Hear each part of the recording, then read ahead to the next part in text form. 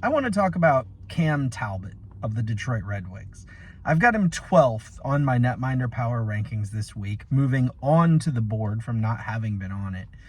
But he was on it earlier in the year. But I just want to highlight a few aspects of Cam Talbot's play this year and lately, and explain why I think he belongs in the top 12 of netminders in the NHL at this moment.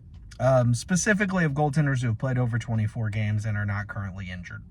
So he's played in 29 games. I forgot to look at how many starts he had, but he's been in 29 games.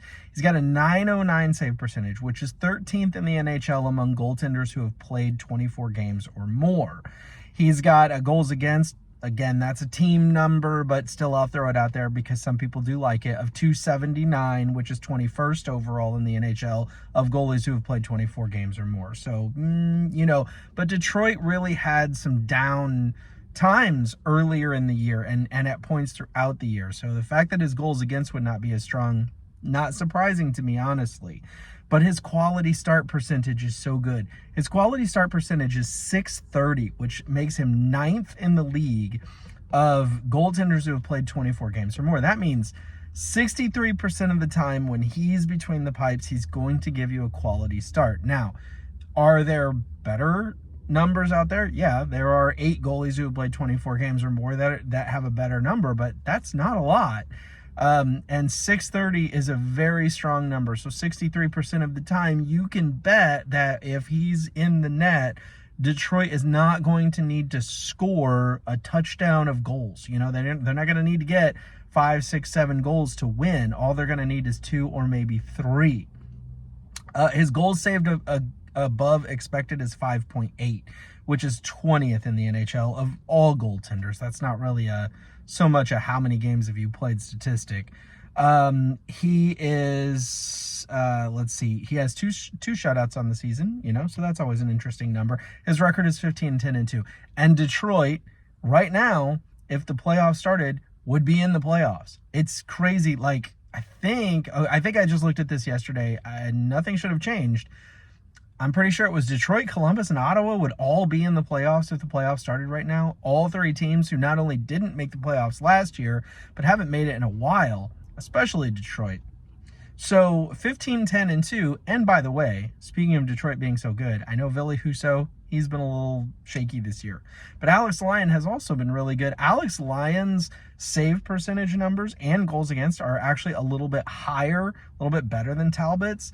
But in quite a bit fewer games. But his quality start percentage, I believe, was .610, which is not dramatically worse than Talbot's. So honestly, either of these guys they're both giving Detroit a really good likelihood of being able to win without having to score a huge number of goals in any game. He in his last 5, let's just take a look quickly at Talbot's last 5. He's 4-1-0 in his last 5. He had a .931 save percentage or better in 4 of the last 5 games, including 1 shutout. And in those 5 games, he stopped 122 out of 132 shots for a .924 save percentage in his last 5 games. So Cam Talbot has been really a good story this year. I think he's been a really good goaltender. I think him and Lyon make a great tandem. And if Detroit makes it to the playoffs, which I know at this point it's not a foregone conclusion, but they're looking good.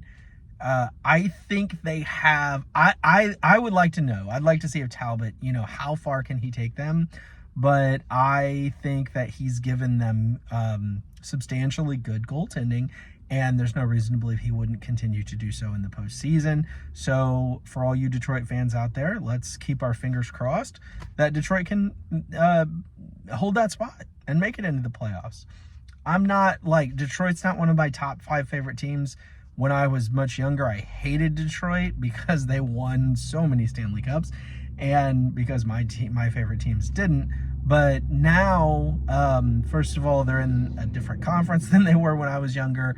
And second of all, they've just been down for a while, and I'd like to see them rise to prominence again. So for all of you diehard Detroit fans, I'm rooting with you this year. Go Detroit.